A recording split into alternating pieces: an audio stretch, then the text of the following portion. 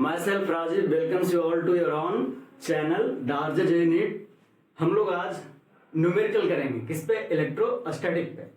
Electrostatic का हम लोग आज न्यूमेरिकल शुरू करने जा रहे हैं। हम लोग उसका थ्योरी पूरा पढ़ चुके हैं, लिमिटेशंस भी देख चुके थे, कहाँ अप्लाई होता है वो भी, तो किस तरीके से क्वेश्चंस बनता है ना, आज उसको शुरू करने जा रहे हैं। तो आपका पहला क्वेश्चन आपके बोर्ड पे लिखा हुआ है।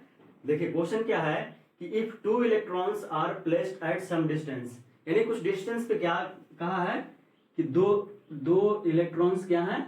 प्लेस्ड हैं। ठीक है, दो इलेक्ट्रॉन्स कुछ डिस्टेंस है, आर मानते हैं, प्लेस्ड हैं। Find the ratio of Fe to Fg, यानी electrostatic force to gravitational force पे क्या निकालना है? दोनों का रेशियो। अगर दिया हुआ है सारा डेटा, इलेक्ट्रॉन पे चार्ज कितना है, कांस्टेंट कितना है, मास ऑफ इलेक्ट्रॉन कितना है और ग्रेविटेशनल कांस्टेंट कितना है, तो हर एक डेटा क्या है आपको दिया गया है, सिर्फ फॉर्मूला में यूज करना है। तो चाहिए चलते हैं देखते हैं क्या था कूलम्स लॉ। अगर इसको सॉल्यूशन शुरू करें तो अकॉर्डिंग टू कूलम्स लॉ और साथ ही साथ ग्रेविटेशनल लॉ, क्योंकि इसमें दोनों लगाना पड़ेगा हमें, ग्रेविटेशनल लॉ। तो क्या होता है Fe, क्या बताए थे कि ये होता है जी नहीं, क्या होगा यहाँ K Q1 Q2 by R square, और यहाँ पे Fg क्या होगा G M1 M2 by R square. तो ये दो फॉर्मूला हमें क्या करना है, यूज करना है यहाँ पे। तो इन दोनों का रेशियो कहा है, तो रेशियो निकालेंगे तो आप देखिए कि आर स्क्वायर सेम, यहां भी ये दोनों कट जाएगा, ठीक है, कटेगा ना। तो फाइनली अगर डायरेक्टली लिखें Fe/Fg तो क्या बचेगा हमारा, दोनों कांस्टेंट यानी K/G और Q1 Q2 by M1 M2, इतना ही बचेगा ना। तो अब सारा डेटा क्या है आपको दिया गया है, कोई भी ऐसा डेटा नहीं है कि जो नहीं दिया गया है। तो सारा डेटा अब हमें क्या करना है, सिंपली पुट करना है। तो पुट कीजिए, K का वैल्यू कितना दिया है, K का वैल्यू देखिए 9 इंटू 10 टू द पावर 9, और Q1 Q2 का वैल्यू क्या होगा, ठीक है, Q1 Q2 क्या होगा, अरे वही जो चार्ज का वैल्यू है ना, क्या कुछ अलग से निकालिएगा, क्योंकि कौन है, इलेक्ट्रॉन ही तो प्लेस है, तो जो इलेक्ट्रॉन प्लेस है उसी का चार्ज। तो कितना हो जाएगा 1.6 into 10 to the power 19 10 to the power 19 का क्या हो जाएगा स्क्वायर, क्योंकि दो गो है, क्लियर है, और M1 M2, ठीक है। तो किसका मास, इलेक्ट्रॉन का, तो इलेक्ट्रॉन का मास कितना दिया है 9.1 इंटू 10 टू द पावर -31 का स्क्वायर, और साथ में यहाँ जी का वैल्यू भी मल्टीप्लाई करना पड़ेगा। तो क्या हो जाएगा इंटू जी का वैल्यू क्या दिया है 6 into 6.7 into 10 to the power 11। अब आपको इसके बाद क्या करना है, सिंपल कैलकुलेशन करना है ना। जब सारा डेटा, एक क्वेश्चन पूछा हुआ है, एक क्वेश्चन आपका पूछा हुआ है, आपको एक क्वेश्चन आपको एनसीईआरटी में मिल जाएगा, बोर्ड में भी पूछा हुआ क्वेश्चन है 2 नंबर में, ठीक है, बहुत छोटा सा क्वेश्चन है फिर भी पूछा हुआ है। तो इसको निकालिए, फाइनल वैल्यू कितना आएगा,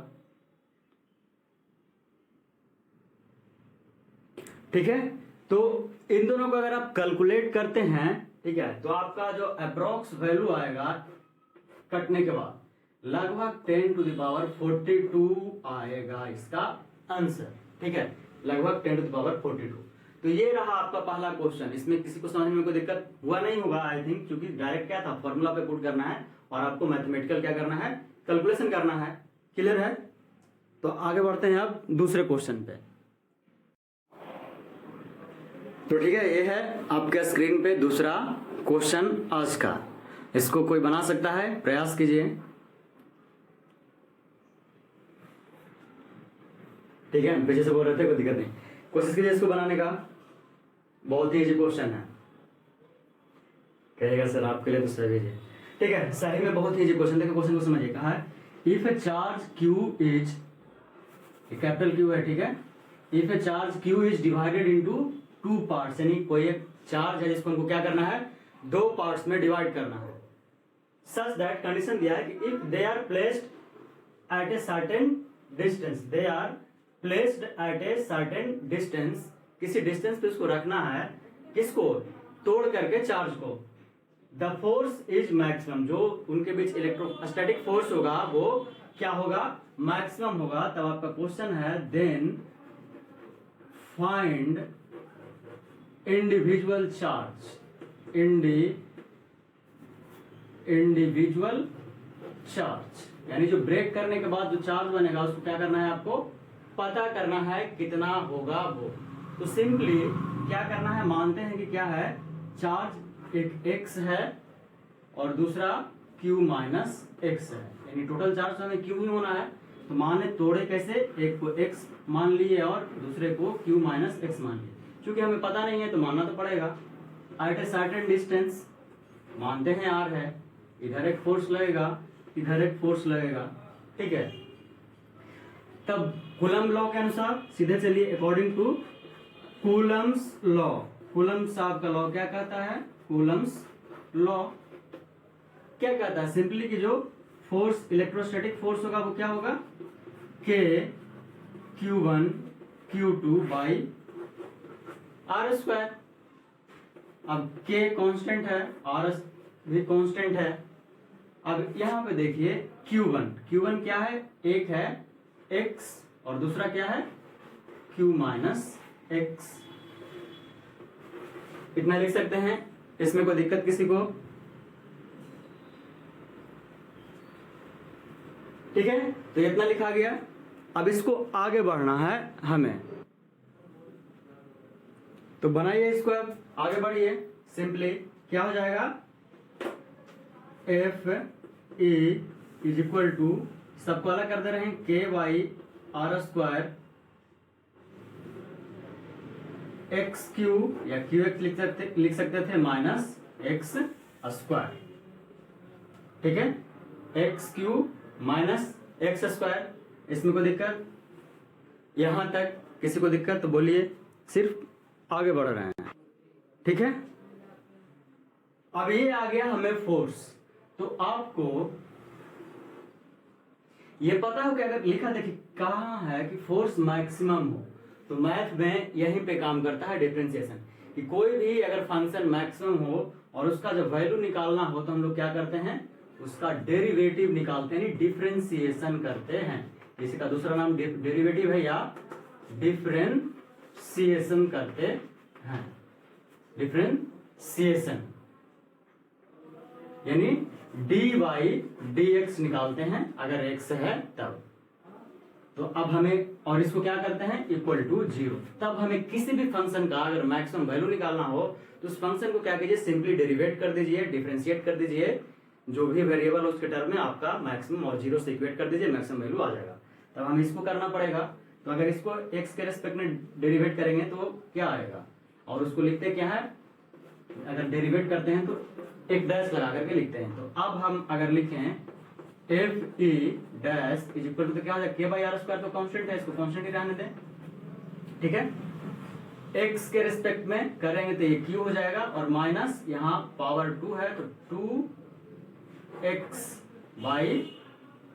बाई कुछ नहीं, सीधा 2x, क्योंकि बाई तो पहले निकाल चुके हैं, यानी ये आया। और इसे हमें 0 से इक्वेट करना है, यही करते हैं मैक्सिमम वैल्यू निकालने में।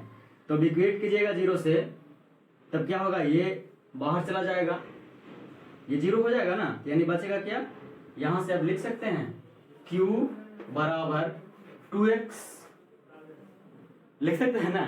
तो हमें निकालना क्या है, माने क्या है कि छोटा चार्ज x है, यानी यहां से क्या हो गया, x बराबर q/2, और यही हमारा आंसर है। एक हो गया q/2, अब q माइनस एक्स यानी q माइनस q/2 कीजिएगा, तो ये वाला वैल्यू भी क्या आएगा आपका, q/2 ही आएगा।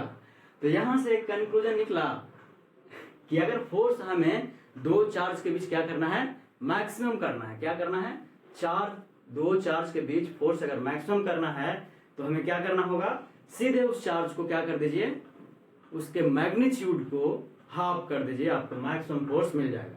ये सिर्फ यही नहीं एप्लीकेबल होगा, ये आपको ग्रेविटेशनल फोर्स में भी एप्लीकेबल है।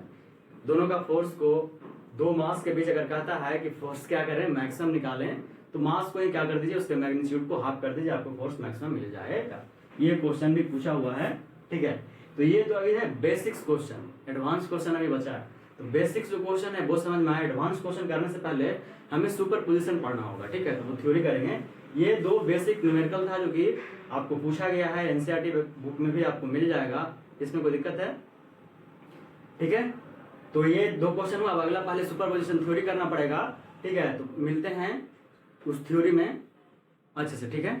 तब तक इसको आप लोग आगे बनाइएगा इस टाइप के क्वेश्चंस को, जहाँ की Q1 Q2 का वैल्यू दिया हुआ हो, बहुत सारा मिल जाएगा आपको बुक्स में, ठीक है। तो मिलते हैं अगले लेक्चर में जिसमें पढ़ेंगे क्या, सुपर पोजिशन, ठीक है। ओके, ठीक है, ध्यान रखिए अपना। जय हिंद, जय भारत।